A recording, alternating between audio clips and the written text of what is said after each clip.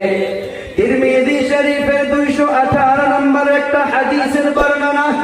ওলামা কিরাম এখানে রয়েছেন, মুহাদ্দিসিন কিরাম এখানে রয়েছেন। কোরআনে কারীমের মাধ্যমে এই কোরআনে কারীমের ফজিলতের বিষয় 218 নম্বর হাদিস তিরমিজি শরীফের। হযরতে ওমর রাদিয়াল্লাহু তাআলা আনহু যখন হুকুমতের দায়িত্বের মাধ্যমে ছিলেন, হযরতে ওমর ওই মক্কার প্রশাসনিক দায়িত্ব একজনকে দিয়ে দিলেন, যার নাম হইতেছে নাফে ইবনে হারিস। নাফেকে ওই প্রশাসনিক দায়িত্ব দিয়ে দিলেন। কিছুদিন পর উসফা নামক একটা জায়গার মাধ্যমে ওই ওমর রাদিয়াল্লাহু তাআলা আনহু আর ওই নাফের সঙ্গে মোলাকাত হইয়া গেল। ওমর রাদিয়াল্লাহু তাআলা আনহু প্রশ্ন করতেছে, ও নাফে, কি খবর, কেমন তোমার হালচাল চলতেছে? নাফে ইবনে হারিস বলতেছে, হুজুর ভালোই চলতেছে। তখন ওমর রাদিয়াল্লাহু তাআলা আনহু প্রশ্ন করল যে মক্কার মাধ্যমে যে ছোট ছোট গাঁওগুলো রয়েছে, যে ছোট ছোট বস্তিগুলো রয়েছে, ওই গাঁওগুলোর জন্য কাকে প্রশাসনিক দায়িত্ব দিয়েছো? নাফে ইবনে হারিস বললেন, ইবনু আবজা। ভাই ওঠাও, ঠিক করতেছে সবাই গো ভাই, একটা ওয়াদা করেন, উঠা উঠি করেন। 15 মিনিট সময় দেন আমাকে। কত? 15 মিনিট। অল্প একবারে আসে ভাই, অল্প একবারে আসে ভাই, অল্প একবারে আসে। অন্য দিনের মতো আমি অত সময় লম্বা নিব না ভাই। আর কেউ উঠেন? বাবারা, মাদ্রাসার সাথে আগে আসো তো বাবা, আগে আসো, আগে আসো, আগে আসো, অল্প চাইবে আসে ভাই, আগে আসো। কটা বাচ্চা ভাই? 11:38। আল্লাহ নারাজ হয়ে যাবে। এই মাদ্রাসার প্রোগ্রাম 2টা 2:30 বাজে, বাজে না স্যার? 2টা 2:30 বাজে। জি জি জি, মাশাআল্লাহ। না, যারা 8 বাস বাবারা বসো, শোনা, বসো বসো বাবা, বসো বসো। এ বাবা, শোনা, তুমি মোবাইল তো ধরো, তুমি শোনো বাবা, তোমার ফায়দা বেশি হবে। বসো, শোনো। আর ওখানে কেউ? জি। তো দেখেন না মুরব্বীগুলো কিরকম করে সুন্দর করে শুনতেছে। আসলে কোরআন বোঝার জন্য মনোযোগ দিলে সে উঠবে না। কালকে প্রোগ্রাম ছিল লাহোরি ঘাট, 2টা বেজে গিয়েছে, মানুষ উঠতেছে না। হুজুর না, আরো কিছু আলোচনা করেন, আরো কিছু আলোচনা করেন। তাই আমরাও তো মানুষ। একটা দিন আমাদের পুরা বছর কত দিকে কত কাজে চলে যায়, একটা দিন আমরা কোরআনের জন্য দেই। আল্লাহর কসম খেয়ে বলতেছি, আল্লাহর সিসি ক্যামেরার মাধ্যমে সব রেকর্ড হইতেছে। যার কানে কোরআনের আওয়াজ যাওয়ার পরও যদি গাফলেতি করে উঠে যায়, সে নিজেই বুঝবে তার কপালটা চলে গেল। লম্বা সময় নাই। এতো কোরআনে কারীম 3 ধরনের ব্যক্তি শোনার জন্য আসে, সেদিকে বলবো না, পরে শুনে নিয়েন। হয়তো কিছু মানুষ নারাজ হয়ে যাইতে পারে, সেদিকে টাচ করার সময় নাই। কিন্তু আমি এখন আবদার করব, যে উঠবে তার উপরে আমি নারাজ হবো। ভাই, কষ্ট দিয়েন, আমাকে তো আদর করেন না সবাই, সবাই তো মহাব্বত করেন। আমি আপনাদের ছেলের মতো, ভাইয়ের মতো। আমি ওরকম বক্তা বলি ভাইবেন না। আমি নরঙ্গা মাদ্রাসা আপনাদের এলাকা, এখানে আমি নিজের জায়গা বলে মনে করি। আল্লাহ গাওয়া, আল্লাহ গাওয়া। এখানকার একটা শিক্ষক সবাই জানে যে আমি নিজের বলে ভাবি এই জায়গাটা। সেই জন্য আমি কিছু কথা শক্ত করেও যদি বলি, আপনারা কষ্ট মনে করেন না। থাকবো ইনশাআল্লাহ এখন সবাই, ইনশাআল্লাহ।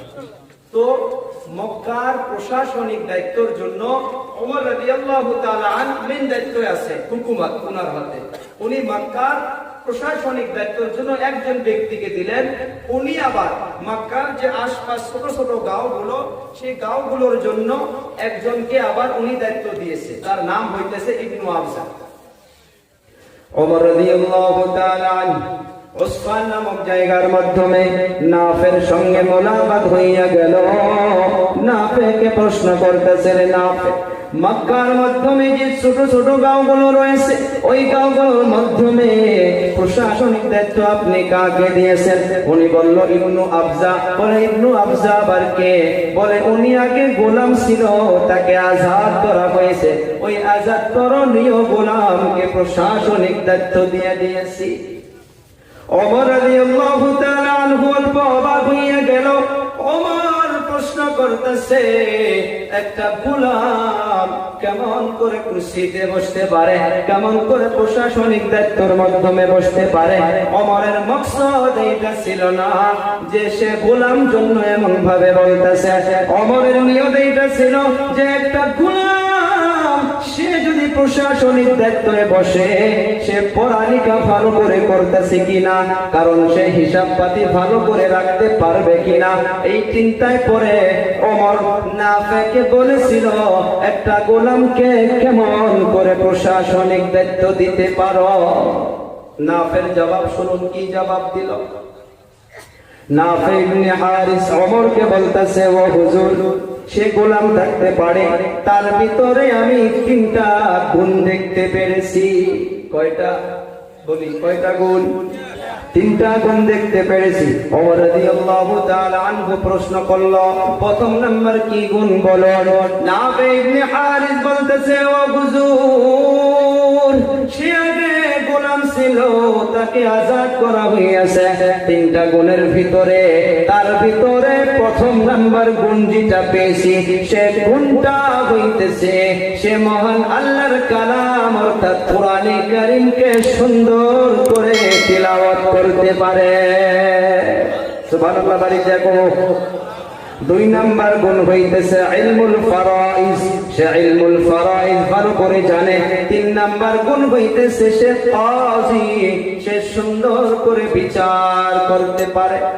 ওমর রাদিয়াল্লাহু তাআলা আনহু গায়ের মাধ্যমে হাত দিয়া এমন ভাবে একটা শব্দ বলল, সেই জন্যই তো আমাদের তরজমা করতেছি। হ্যাঁ, সেই জন্যই তো। কি বলে? সেই জন্য তো মহানবী বিশ্বনবী সাল্লাল্লাহু আলাইহি সাল্লাতু ওয়া সালাম বলে গিয়েছে, ইন্নাল্লাহা ইয়ারফাউ বিহাদাল কিতাবি আকওয়ামান। আল্লাহু আকবার বলে জোরে, আল্লাহু আকবার।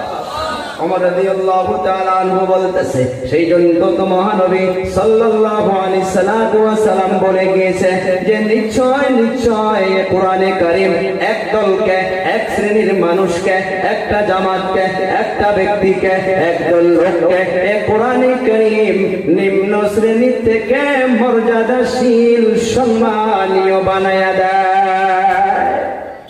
কিন্তু এই হাদিসে পাকে আর একটা রূহ রয়েছে, ওয়ায়াদউ বিহি আখারিন।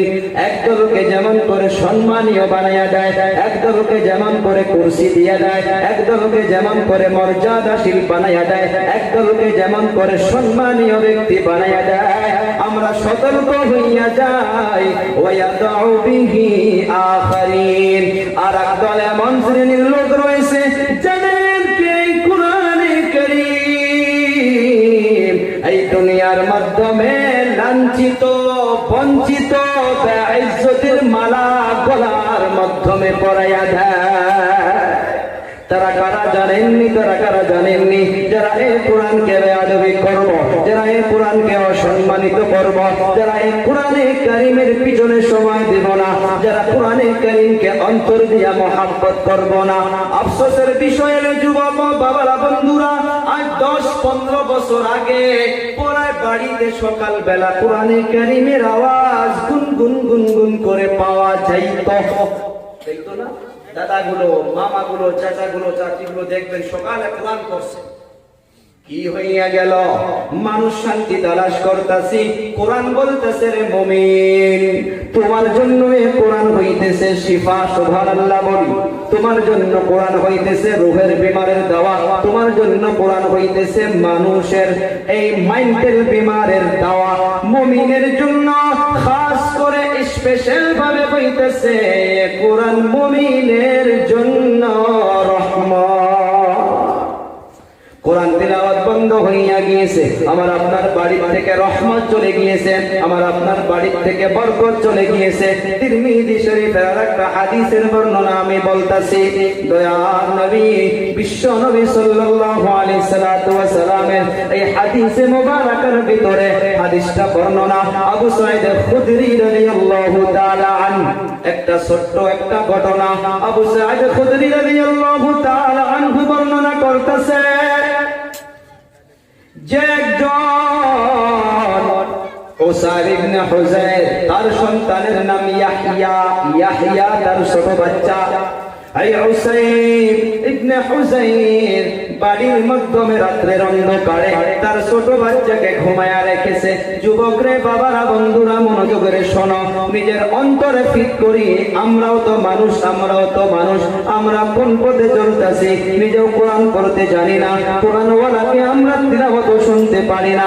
কেননা আমার আপনার কপালটা অল্প নয়, সারাটাই বোধহয় পড়ে গিয়েছে। ওই উসাইদ ইবনে হুযাইর সুন্দর করে রাত্রবেলা কোরআন তিলাওয়াত করে।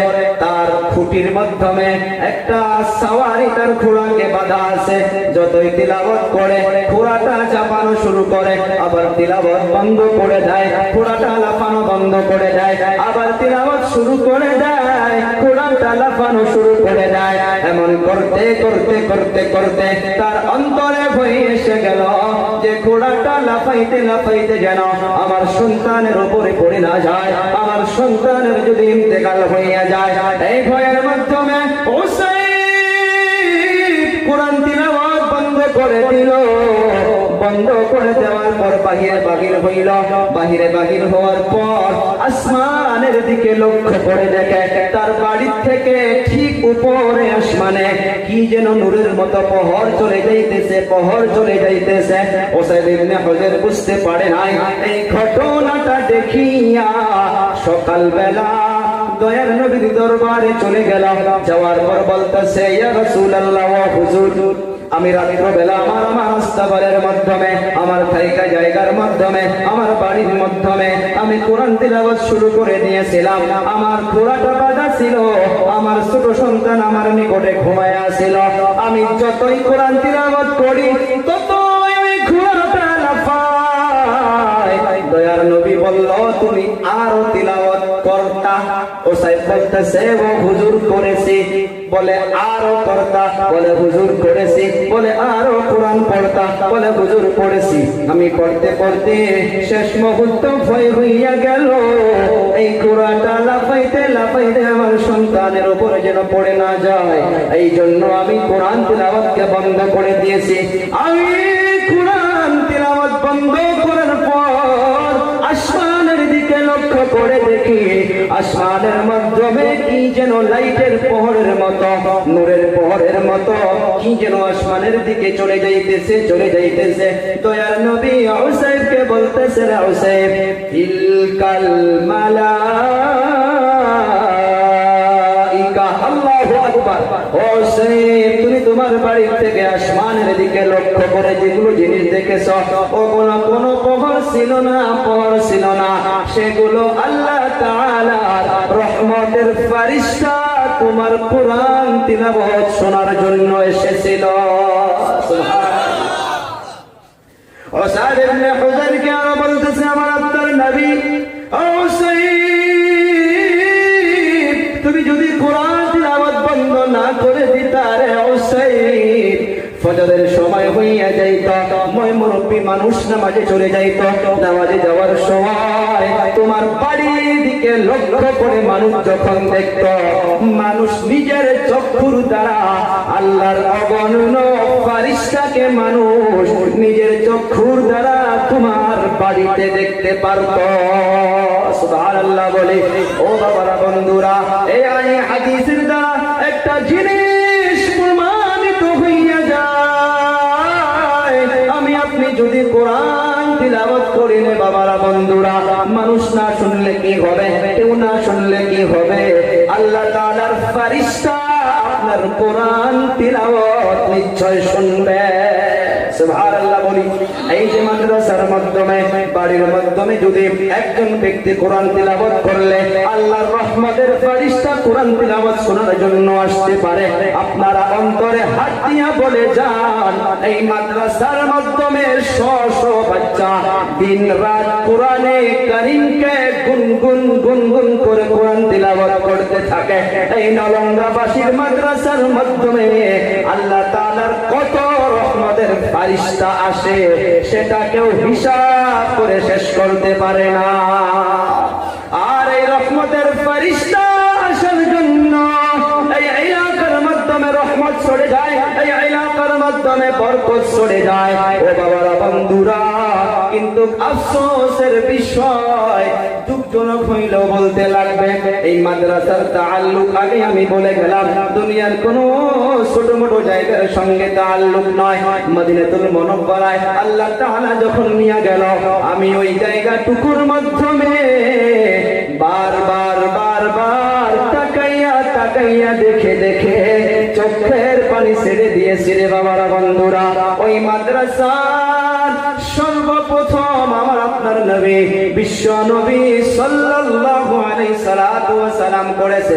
আর ওই মাদ্রাসার সর্বপ্রথম শিক্ষক হইল আমার আপনার নবী। ওই মাদ্রাসার ছাত্র হইল আবু বকর, ওমর, ওসমান ও আলী। ওই নবী দুনিয়া থেকে চলে যাওয়ার পর আমার আপনার উপরে এত বড় একটা দায়িত্ব দিয়ে গিয়েছেন, বলতেছি আমানত হিসেবে কথাটা মনে রাখবেন।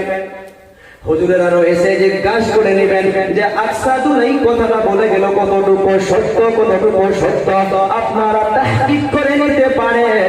দয়ার নবী এই কথাটা কত আবেগী হইয়া, কত অন্তর ভরিয়া আমার আপনার নবী উম্মত দিগকে বলে গিয়েছে, ও আমার উম্মতের দল, তুমি যুবক হইতে পারো, তুমি বাবা হইতে পারো, তুমি দাদা হইতে পারো, তুমি মা হইতে পারো, তুমি দাদি হইতে পারো। ও আমার উম্মত, আমি এই দুনিয়া থেকে চলে যাওয়ার পর তোমাদের নিকটে একটা দল আসবে। সাহাবা কেরাম প্রশ্ন করল, মান তারা কারা? আমার আপনার নবী বলে গেল, ও আমার উম্মতের দল, আমি চলে যাওয়ার পর তোমাদের নিকটে যারা আসবে তারা হইতেছে যারা কোরআন শিখার জন্য আসবে, যারা হাদিস শিখার জন্য আসবে।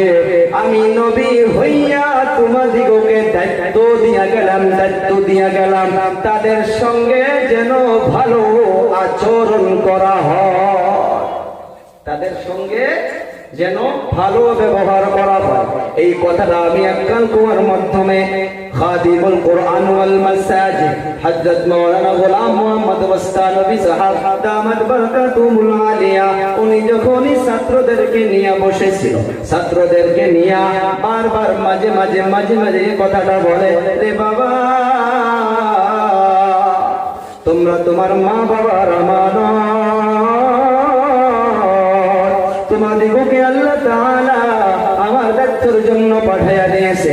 এ বাবারা, আমি তোমাদিগকে খিলাইতে পারতাছি কিনা, আমি তোমাদের দেখভাল ভালো করে করতে পারতাছি কিনা। এ বাবারা, যদি আমার তরফ থেকে কোনো কষ্ট পাইয়া থাকো, আমাকে এই দুনিয়ার জমিনে মাফ করে দিও। এত বড় একজন মানুষ এই বাচ্চাদেরকে বলতেছে, রে বাবা, আল্লাহ তাআলা তোমাদিগকে আমাদের মাদ্রাসায় পাঠাইয়া দিয়েছে, আমাদের এলাকায় পাঠাইয়া দিয়েছে, আমরা তোমার দেখভাল করতে পারতাছি কিনা, তোমরা অন্তর থেকে মাফ করিয়া দিও, যেন কাল কিয়ামতের দিবসে যেন আল্লাহ তাআলার কাঠগড়ায় যেন আপনাদের সঙ্গে খারাপ ব্যবহার করার জন্য, তোমাদেরকে দেখভাল ভালো করে না করার জন্য যেন আল্লাহর কাঠগড়ায় দাঁড়াইতে হয় না। কত বড় মর্যাদা এই মাদ্রাসার বাচ্চা, কত বড় ফজিলত, কত বড় ফজিলত এই বাচ্চাদের আজ আমরা বুঝতে পারছি না। এমন বাবা হওয়া দরকার, এমন মা হওয়া দরকার। 5-7 মিনিট অল্প সময় দেন এই দুনিয়ার জমিনে রে বাবারা বন্ধুরা, মাদ্রাসার ছাত্রদের জন্য, মাদ্রাসার ছাত্রীদের জন্য, এদের জন্য এমন মা হওয়া দরকার, এদের জন্য এমন বাবা হওয়া দরকার। আমরা শুনেছি এই দুনিয়ার জমিন থেকে এত বড় একজন আল্লাহর ওলি পার হইয়া গিয়েছে, কারণ দুনিয়ার জমিনে কারো হায়াত মউত বলা যায় না। এই দুনিয়ার জমিনে ছোট্ট ছোট্ট বাচ্চা আল্লাহ সবাইকে দিয়েছে, এমন কতগুলো মা বাবা আছে সন্তানের জন্য এই মাদ্রাসায় দেওয়ার জন্য নিয়ত করে। এমন ভাবে বাইজিদ বুস্তামি রহমাতুল্লাহ আলাইহি রাব্বুজান, বাইজিদ বুস্তামি যখন ছোট, উনি অন্তর থেকে নিয়ত করেছিল যে আমি আমার সন্তানকে মাদ্রাসায় দেব। বাইজিদ বুস্তামি নিয়তটুকু করার পর এই দুনিয়া থেকে ওনাকে নিয়ে গিয়েছে। মা এখন ছোট বাচ্চাকে নিয়ে টেনশনে পড়ে গেল, এই সন্তান তো নষ্ট হইয়া যাবে। এই সন্তান এলাকায় কি করবে? নামাজ পড়বে না, রোজা রাখবে না, মসজিদে যাবে না। এই টেনশনে বাইরের বুস্তামির আম্মা জান বাইরের দিকে হাতে নিয়া মাদ্রাসার তালাশে বাহির হইয়া গেল। মাদ্রাসা তালাশ করতে করতে এই কানজুল উলুম নলঙ্গা মাদ্রাসার মতো একটা মাদ্রাসায় প্রবেশ করলো। মাদ্রাসায় প্রবেশ করার পর বাইরের বুস্তামির আম্মা জান মাদ্রাসার মুতামিম সাহেবকে বলল, হুজুর এই বাচ্চাটা এতিম, এই বাচ্চার বাবা নাই। এই বাচ্চার যদি এডমিশনটা আপনারা করে নেন আমি ধন্য হইয়া যাব, আমার অন্তরটা খুশি হইয়া যাব। এ কথা বলার পর উস্তাদ একবার বাইরের বুস্তামির মাথার দিকে তাকায়, একবার পায়ের দিকে লক্ষ্য করে। এমন ভাবে তাকানোর পর মাদ্রাসার মুতামিম সাহেব বলতাছে, ও আম্মা জান ঠিক আছে আমি আপনার বাচ্চার এডমিশন করে নেব। এডমিশন হইয়া গেল। এডমিশন হওয়ার পর শর্ত দিবে মাদ্রাসার মুতামিম সাহেব, কিন্তু আম্মা জান হইয়া নিজেই বলতেছে, ও হুজুর আমার একটা শর্ত রয়েছে, আমার একটা শর্ত রয়েছে। বলে কি শর্ত? বলে আমার শর্তটা মুখে বললে চলবে না, কাগজ কলম বাহির করেন, আমি মুখে দিয়ে বলবো আর আপনি কাগজ কলমে লিখে নেবেন। মায়ের শর্ত মাদ্রাসার মুতামিম সাহেব লেখা শুরু করলো। মা হইয়া বলতেছে, ও হুজুর আমার বাচ্চা যতদিন পর্যন্ত হাফিজ হবে না, যতদিন পর্যন্ত আলিম হবে না, যতদিন পর্যন্ত আল্লাহর ওলি হবে না, তার একটা সেকেন্ড আগে যেন আমার বাচ্চাটা বাড়িতে আসতে না পারে। এই শর্তটা লেখাইয়া মা চলে গেল। বাচ্চা মাদ্রাসার মাধ্যমে টাকা শুরু করলো। মাশাআল্লাহ জাযাকাল্লাহ খায়রান ফিদ দারাইন। একটা ভাইজান কিছু টাকা দিয়া গেল। ও দয়াবান আল্লাহ আপনি দয়া মায়া করিয়া কবুল মঞ্জুর করিয়া নাও, মনের আশা উদ্দেশ্য পুরা করো, অন্তরের দুঃখ বেদনা দূর করিয়া দাও। আত্মীয় স্বজন খানদানে খানদান যিনারা চলে গিয়েছে সবার কবরে কবরিয়ার সওয়াবকে পৌঁছিয়া দাও। আর যিনারা জীবিত আছে গো আল্লাহ সবাইকে হায়াতে তৈয়বা দান করো। শর্ট করে বুঝাইতেছি 3টা মিনিট লাগবে। বাইরে বুস্তামির আম্মা জান মাদ্রাসার থেকে চলে যাইতেছে, এই জন্য শুনাইতেছি অনেকগুলো ছাত্র আছে, অনেকগুলো ছাত্রী আছে, তাদের জন্য ফায়দা মনে হইয়া যাবে। মা চলে গেল। এই বাইরে বুস্তামি ছোট বাচ্চা নুরানি কায়দা শেষ করলো, পারায়াম শেষ করলো, কোরআনে কারীমকে হিফজ শুরু করলো। কোরআনে কারীম হিফজ করতে করতে ওস্তাদ দেখে একদিন চেহারাটা মলিন হইয়া আছে। ওস্তাদ জিজ্ঞাসা করলো, রে বাবা তোমার কি হয়েছে? বাইরে বুস্তামি বলতে চায় আবার বলে না, বলতে চায় আবার বলে না। বাইরে বুস্তামি বলতেছে, ও হুজুর জীবনে বাবার আদর স্নেহ ভালো করে পাই নাই, আর আজ এই মা হইয়া আমাকে এখানে ছেড়ে গেল। ও হুজুর মায়ের কথা মনে পড়ে যাইতেছে, ওই মায়ের গরম গরম খানার কথা মনে পড়ে যাইতেছে। হুজুর আপনি যদি কষ্ট না পান আমাকে একটা দিনের জন্য ছুটি দিয়া দেন, আমি বাড়িতে যাব আর ওই মায়ের হাতের গরম গরম এক লোকমা খানা খাবো আর আমি মাদ্রাসায় চলে আসবো। মুতামিম সাহেব টেনশনে পড়ে গেল।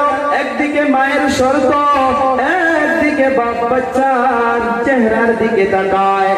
উস্তাদ চালাকি করিয়া বাচ্চাকে বলে দিল, রে বাবা তুমি প্রত্যেকদিন 1 পৃষ্ঠা সবক শোনাও, আজকে 1 পৃষ্ঠা শোনালে চলবে না।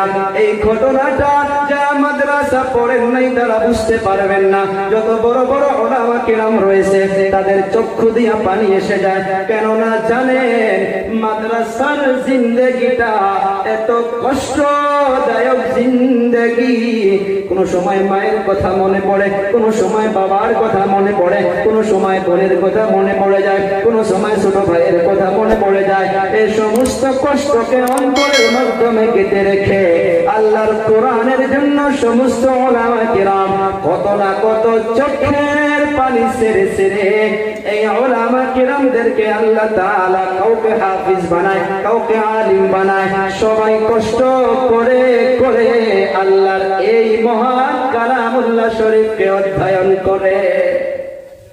বাইজিদ বুস্তামি ওই যে হুজুর বলে দিল রে বাবা দৈনিকের পৃষ্ঠা শোনাও, আগামীকালের পৃষ্ঠা চলবে না, 3 পৃষ্ঠা শোনাইতে লাগবে। ওস্তাদ মনে করলো 3 পৃষ্ঠা সবক শোনাইতেও পারবে না, আর বাড়িতেও যাইতেই যাব না। কিন্তু পড়ার জামানার থেকে যাদের তাআল্লুক আল্লাহর সঙ্গে তাআল্লুক করে নেয়, যারা আল্লাহর সঙ্গে দিলটাকে রুজু করে দেয়, এই বাচ্চা হুজুরকে বলল, ও হুজুর ঠিক আছে। মুখস্থ শুরু করার আগে মুসাল্লা বিছাইয়া 2 রাকাত নামাজ পড়িয়া আল্লাহ দরবারে হাত উঠাইলে, গো আল্লাহ জীবনে বাবার আদর স্নেহ পাই নাই, আজ মায়ের কাছ থেকে অনেক দিন থেকে দূরে সরে আসি। ও দয়াবান আল্লাহ, আপনি তো সেই আল্লাহ যে আল্লাহ পারবে প্রত্যেকদিন আমাকে 1 পৃষ্ঠা মুখস্থ করে দেন। ও দয়াবান আল্লাহ, আপনি চাইলে 3 পৃষ্ঠা কেন, আপনি চাইলে 5 পৃষ্ঠা মুখস্থ করে দিতে পারেন। আমার মায়ের কথা মনে পড়ে গেছে গো আল্লাহ, মায়ের হাতের গরম গরম 1 লোকমা খানা খাওয়া মনে পড়েছে গো আল্লাহ, আমাকে 3 পৃষ্ঠা মুখস্থ করাইয়া দিও। দোয়া করিয়া কিতাবের মাধ্যমে মুখস্থ শুরু করে দিল। 1 পৃষ্ঠা হইয়া গেল, 2 পৃষ্ঠা হইয়া গেল, 3 পৃষ্ঠা হইয়া গেল। সকাল বেলা হুজুর কিলাতে আসার সঙ্গে সঙ্গে এই বাচ্চা বাড়িতে যাবে, এই ফুলতিতে হুজুরের সম্মুখে চলে গেল। হুজুর তো মনে করছে 3 পৃষ্ঠা সবক শোনাইতেও পারবে না, আর বাড়িতেও যাইতে পারবে না। বাচ্চা বিসমিল্লাহ করিয়া পড়া শোনানো শুরু করলো। এই বাবারা 1 পৃষ্ঠা শোনাইয়া দিয়েছে রে সোনা, 1টা পৃষ্ঠাও একটাও ভুল হয় নাই। 2 পৃষ্ঠা শোনাইয়া দিয়েছে রে বাবা, একটাও ভুল হয় নাই। 3 পৃষ্ঠা শোনাইয়া দিল, 1টা পৃষ্ঠাও ভুল হয় নাই। সেই জন্য আমাদের হুজুর গুলো বলছিল, রে বেটা বচপন কি আদত 55 তক রেতি গে, পরের জামানার থেকে কান্দাকাটি করতে লাগবে। 2-4 রাকাত করে রাত্রে অন্ধকারে নফল তাহাজ্জুদ পড়তে হবে। আল্লাহর কাছে 1 ফোঁটা চোখের পানি বাহির করে যদি পরের জামানার থেকে যাওয়া যায়, হুজুরদেরকে নিয়ে বলতাছি, এই পরের জামানার কান্নাকাটিটা আপনাকে সারাটা জীবন শান্তিতে রাখবে। সুন্দর করে সবক শুনাইয়া দিল। উস্তাদ তো এখন ফেসে গেল। উস্তাদ মনে করছিল সবক শোনাইতে পারবে না, কিন্তু ফেসে গেল। উস্তাদ মনে করে নিল, যাক যাক যাক, মায়ের শর্ত কি হয়েছে হয়েছে, আমি যদি বাচ্চাকে বাড়িতে যাইতে না দেই, আজ মাদ্রাসার ছাত্রগুলো সমালোচনা করবে যে মাদ্রাসার হুজুর গুলো নাকি ওয়াদা খিলাফি করে। এই চিন্তা মনে করিয়া বাচ্চাকে যাইতে দিল। এ বাবারা বন্ধুরা, এই বাচ্চা গুনগুন গুনগুন করে কোরআন পড়ে আর বাড়ির দিকে রওনা। বাড়িতে যাওয়ার পরে দেখে মায়ের দরজাটা বন্ধ করা। বাড়িতে যাওয়ার পর বাহির থেকে মাকে আম্মা জান বলে একটা ডাক দিয়েছে। একটা ডাক দেওয়ার সঙ্গে সঙ্গে অন্তরে হাত দিয়া বলে, পৃথিবীর কোন মানুষ যদি কোনো আওয়াজও না পায়, বুঝতে না পায়, কেউ যদি চিনতে না পায়, সন্তানের শব্দ আওয়াজ মা একবারের জন্য শোনার সাথে সাথে চিনে ফেলেছে। কিন্তু বাইজিদ বুস্তামি ডাকতেছে, ও আম্মা জান দরজা খুলুন। মা ভিতরে অবাক হইয়া গেল। একটা ডাক শোনার পর মা যেন চমকে গিয়েছে। সন্তান ডাকতেছে, আম্মা জান দরজাটা খুলে দেন, আপনার হাতে গরম গরম খানার কথা মনে পড়েছে। ও আম্মা জান, আপনার বাইজিদ এসেছে। মা কি যখন বললো আপনার বাইজিদ এসেছে, মা তো এদিকে থাকতে পারে না, বুকের ভিতরে পাথর বেঁধে নিয়ে সন্তানকে হিম্মত করে জবাব দিল, না না না না না, তুমি আমার বাইজিদ নাও, মিথ্যা কথা বলো না, আমার বাইজিদ আসার সময় এখনো হয় নাই, তুমি চলে যাও, তোমাকে চিনি না। ও বাবারা বন্ধুরা, এই কথা বলার পর মা মুসাল্লা বিছাইয়া আল্লাহর দরবারে হাতটা তুলে ধরেছে। রে বাবা, দুনিয়ার জমিনে যাদের মা বাবা বেঁচে আছে রে বাবা, ভালো করে শুনে নাও, এই নিয়ামতটা অনেক বড় নেয়ামত। দিকে তাকান, যার মা বাবা বেঁচে আছে, এই নেয়ামতটা অনেক বড় বড় দামি নেয়ামত। 2 দিন আগে একটা জলসায় গিয়েছি, রাত্রে 2টা বাজায় গাড়ির গ্যাসকেট জ্বলে গিয়েছে। ওখানে আমি রাত্রের অন্ধকারে আমরা এটকে গেলাম, কেমন করে হোক পানি ঢেলে ঢেলে বাড়িতে চলে আসলাম। সকালবেলা রাত্রে মাওকে বলাও হয় নাই, সকালবেলা মা ডাইরেক্ট বলতেছে, রে বাবা রাত্রবেলা তোমার কিছু হয়েছিল নাকি?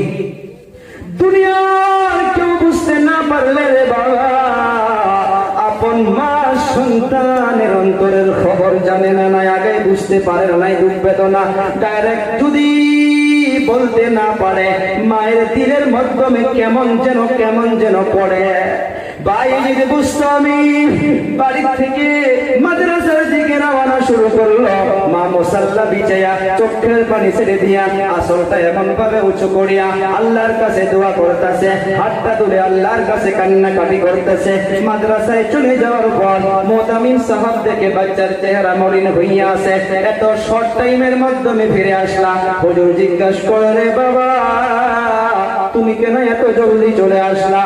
হুজুর কি ওই বাচ্চা চোখের পানি ছেড়ে দিয়া বলতেছে, ও হুজুর আমার মা আমাকে চিনতে পারে না। উস্তাদ মনে করে নিল, না না না মায়ে চিনতে পেরেছে, নিশ্চয় ওই যে ওয়াদার জন্য মা দরজা খুলে দেয় নাই। মা হাত তুলে আল্লাহকে বলতেছে, ও আল্লাহ যে সন্তানের বাবা নাই, না জানি সন্তানের অন্তরে কত জন বেদনা হইতেছে, আর আমি মা হইয়া সন্তানকে বললাম চিনতে পারি না। বারবার বাহির থেকে বলতেছিল, রে মা এক মুঠো গরম গরম তোমার হাতের খানা খেয়ে চলে যাব। ও দয়াবান আল্লাহ, আমি মা হইয়া সন্তানের জন্য দরজা খুললাম না রে আল্লাহ। কেন জানেননি? আমি যদি মা হইয়া সন্তানের সম্মুখে দাঁড়াইয়া যাইতাম, সন্তান আমার চোখের দিকে নজর করত, আমি সন্তানের চোখের দিকে নজর করতাম, 5টা মিনিটের জন্য হলেও কোরআনে কারিম থেকে মোহাব্বতটা দূরে সরে যাইত।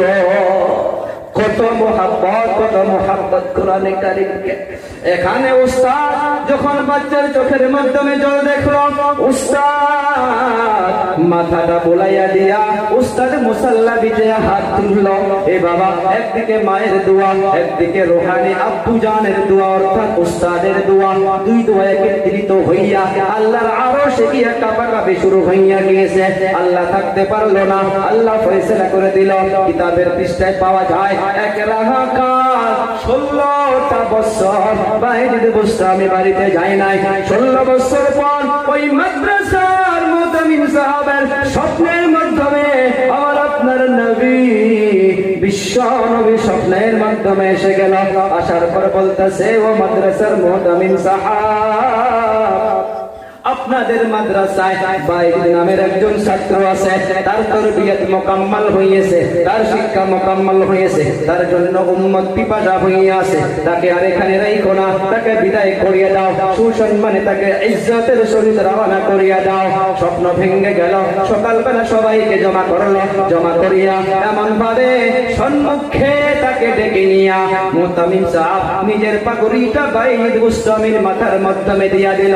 মাথার মাধ্যমে দিয়ে দেওয়ার পরে বাবা সঙ্গে কয়েকজনকে দিয়া বাড়ির দিকে রওনা করে দিল। অন্য দিনের মতো খড়িয়া সেদিনটাও বাড়িতে যাওয়ার পর দেখে মায়ের দরজাটা বন্ধ করা। ওই দিনকে মাকে মা বলে ডাকতেও হয় নাই, শুধু আসসালামু আলাইকুম ওয়া রাহমাতুল্লাহি ওয়া বারাকাতুহু বলেছে।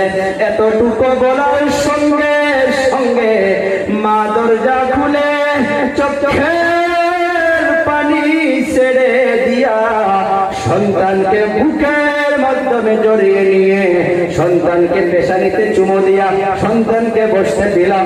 বসতে দিয়ে সর্বপ্রথম মা মুসাল্লা বিছায়া নিল। মুসাল্লা বিছায়া 2 রাকাত শুকরানার নামাজ পড়িয়া আল্লাহকে বলতেছে, গো আল্লাহ এই দিনটার জন্য আমি অপেক্ষা ছিলাম।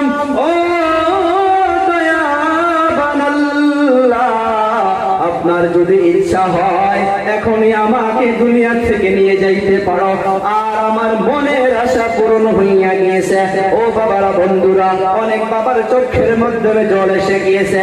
আমার কলিজা টুকরা যুবক, এই দুনিয়া থেকে সবাইকে চলে যাইতে হবে।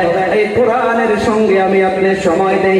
মা চলে গিয়েছে, বাবা চলে গিয়েছে, এই দুনিয়ার মাধ্যমে বাবা আপনি এখন জীবিত আছেন, আপনি সওয়াব কামাইতে পারবেন। আপনার আমার যখন চক্ষুটা বন্ধ হইয়া যাবে, এই দুনিয়া থেকে যখন আমার আপনার আপন আপন লোকগুলো কান্দাই করিয়া কবর পর্যন্ত নিয়ে যাবে, আপনাদের নিকটে কবরস্থান দেখুন নিজের হাতে মিনহা খালাকনাকুম ওয়া ফিহা নুঈদুকুম ওয়া মিনহা নুখরিজুকুম তারাতান উখরা করে আমি আপনি দেখবেন হাতটা একটা ঝাঁকি দেয়, এর দ্বারা এইটা বোঝায় আজ থেকে এতদিন বন্ধু ছিলি, তোর দুঃখ বেদনায় আমি শামিল হইতে পেরেছিলাম, আজকে হাতটা ঝাঁকি দিয়া তোকে বিদায় করে দিলাম।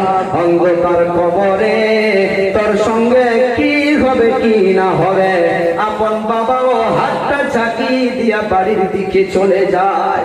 এ বাবারা বন্ধুরা, সময় অনেক হইয়া গিয়েছে, নিজের হাতের দ্বারা অনেকে আছেন অনেক বাবাকে কবরে রেখেছেন, অনেক মাকে কবরে রেখেছেন, অনেক বড় ভাইকে কবরে রেখেছেন, অনেক মা বাবা কত কষ্ট করে লালিত পালিত করেছিল। আজকে এই মাহফিলের মাধ্যমে কোরআনে কারীমের মহব্বতে পড়িয়া দয়ার নবী যে বলে গিয়েছে যে আমার মেহমান যারা কোরআন শিখার জন্য আসবে, যারা হাদিস শিখার জন্য আসবে, তাদের সঙ্গে ভালো আচরণ করিও। ওই কথার দিকে লক্ষ্য করিয়া নবীর দায়িত্বটা মনে করিয়া আর আপনার উপরে মাদ্রাসার বাচ্চাগুলো আমানত মনে করিয়া ওই মা বাবার রূহের মাগফিরাতের জন্য আপনাদের কাছে আমি সর্বপ্রথম 5 জন ব্যক্তির কাছে 10,000 করে টাকা চাই। নারে তাকবীর, মাশাআল্লাহ, জাযাকাল্লাহ খাইরান বিদারাইন। কি নাম? সানোয়ার হোসেন মেম্বার সাহেব। মাও নাই বাবাও নাই, মা বাবার রূহের মাগফিরাতের জন্য 10,000 টাকা দান করলো আল্লাহ। আল্লাহ তাআলা অন্ধকার কবরের আযাবকে মাফ করে দিও।